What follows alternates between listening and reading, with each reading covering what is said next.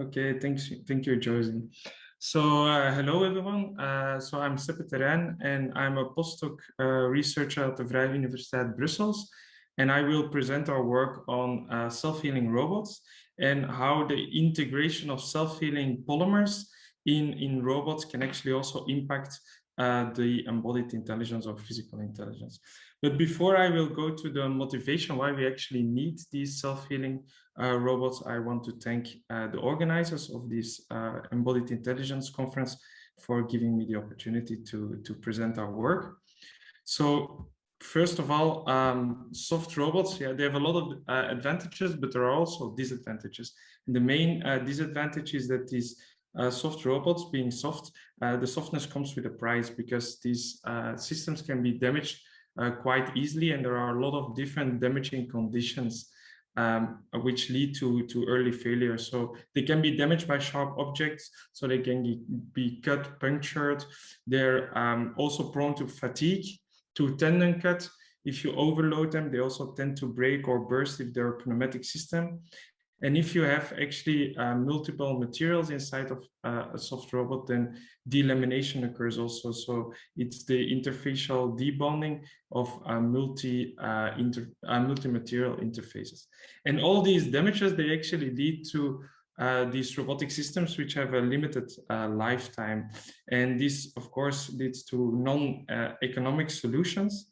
And therefore, actually, in a lot of applications, this limited lifetime is preventing the large adoption of these soft robotic systems in industrial and in commercial applications. And of course, sustainability is also very important, as shown by these initiatives of the EU, for example. So in the future, we need to make robots which are sustainable, which have a long lifetime. And how we tackle this problem is actually we make them out of self-healing materials. And these are reversible polymers. So they consist out of a reversible chemistry. In our case, it's the Diels-Alder chemistry. And therefore, they can heal from small damages, but also large damages like the cuts you can see there in the videos. And for these particular prototypes, the healing works by applying heat. So we heat these hands or these muscles to 80 degrees for only 40 minutes. And then these damages, they are completely healed. So these systems are, again, as good as new. So this means that the healing can also take place for multiple times, and therefore the lifetime of these components can be increased a lot in future applications. Now, how does the healing work? Well, we have a polymer network structure, and in this network structure, the connection points are Diels-Alder bonds, which are reversible. Now, if you cut, then locally you break these Diels-Alder bonds. And if you then want to heal, then we need to increase the temperature. Now, if we increase the temperature, then throughout the network, we will break additional bonds. And these Diels-Alder bonds, and this gives more mobility and also more reactivity. Now, because you have more mobility on the molecular level, you can start sealing gaps on the molecular and microscopic level. So you first seal the gaps, and when everything is sealed, we can actually start decreasing the temperature again. And because we decrease the temperature, being reversible, these bonds, they will reform in the network throughout the material, but also across these fracture surfaces, and then everything is healed and the initial properties are completely recovered. So the healing can take place for multiple times. So this is what you can also see if we zoom in. This is a bit fast forward the movie, but you can see that if we increase the temperature, that our mobility is increased and we can start sealing these damages. Now, if we look at physical intelligence or embodied intelligence in nature, but also in robotics, we can actually increase it by having multiple materials inside of a single design. So if you look at a human hand, it is composed out of really a lot of different materials with a lot of different stiffnesses, and therefore we have really a high embodied intelligence. Now, if you look at soft robots, there are already some examples on multi-material soft robots, but there are still a lot of challenges. And one main challenge is that the interface of these different materials causes usually some problems because of this interfacial debonding.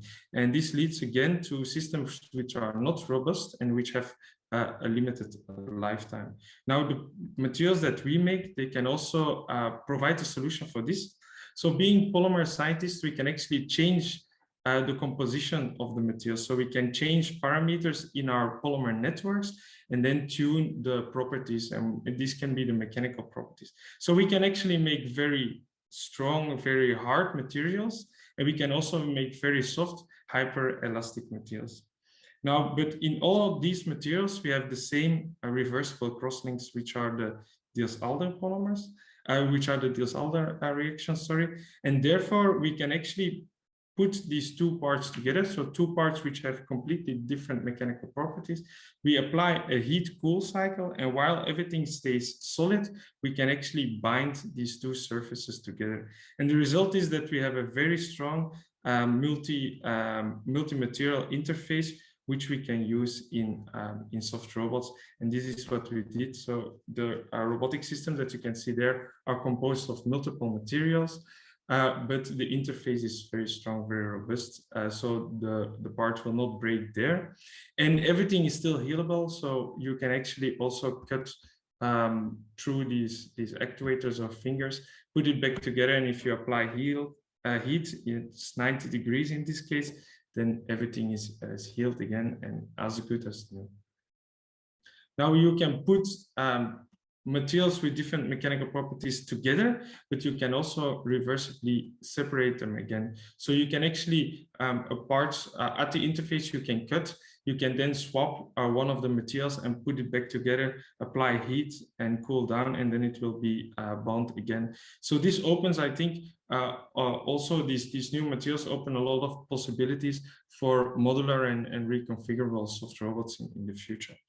And we showed also that we can do a transformation from 2D structures to 3D structures. So you can actually cut a certain shape out of a sheet and then fold it together, also a bit like origami. And then you can seal or connect these sides by doing, again, a heat-cool cycle.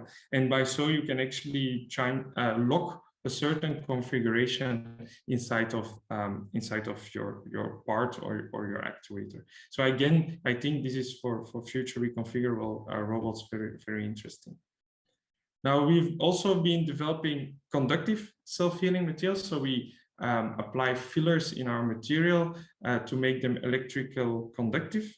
And then we developed some strain sensors and capacitive sensors, which have a good response. And you can also cut them completely in half, put them back together and apply a heat-cool cycle. And then they will be, they recover their mechanical properties, but also their electrical and sensory performance. So this is, of course, interesting because you increase also the lifetime of these components, which are also vulnerable as they are composed of flexible materials.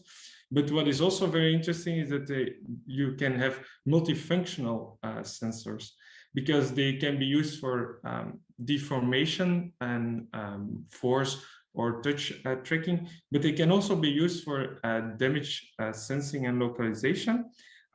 Because if you cut a sensor, of course, you will also see it in the sensor response.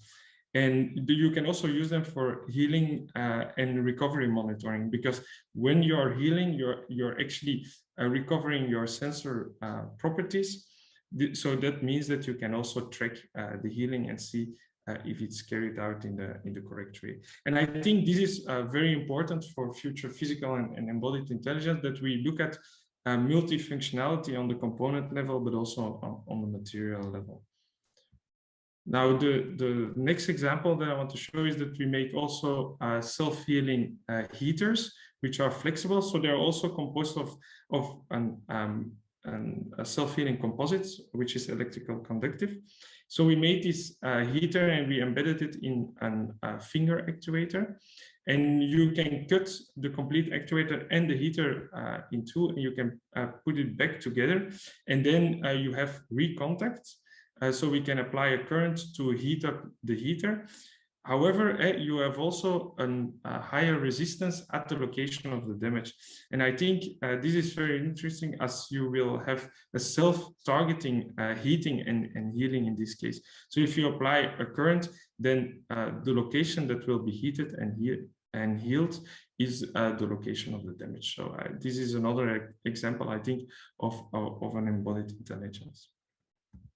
Now we are trying to increase the lifetime of our components by using self-healing, but we also target sustainability on different aspects. So we do also recycling. So the materials that we use, they are completely recyclable, and this mechanically, but also chemically. And we are using now renewable resources and making them more biodegradable, also in view of making them more sustainable. So this was the presentation, and I hope we can have an interesting discussion in a panel discussion. Thank you very much, Seppe. I think it's very nice to actually touch on recycling, circular economy, and actually bring us into robotics. So thank you very much for that. One question I just quickly had is, when I think of self-healing, often I think there's a loss or there's a compromise in the functionality, or perhaps the quality of the sensor response, or the material strength in the polymers. Do you think that that's true? Is it a compromise, or has polymer science really advanced such that we don't lose functionality or capability by introducing self-healing? I think, to be honest, it's always it's still present that there is a trade-off between the other properties and the self-healing property. However, there are some tremendous advance in the self-healing polymers, which really show that they are mechanically stable and so on. But yeah, to go to commercial applications, I think we still have to see if we meet these very high requirements for certain products and applications.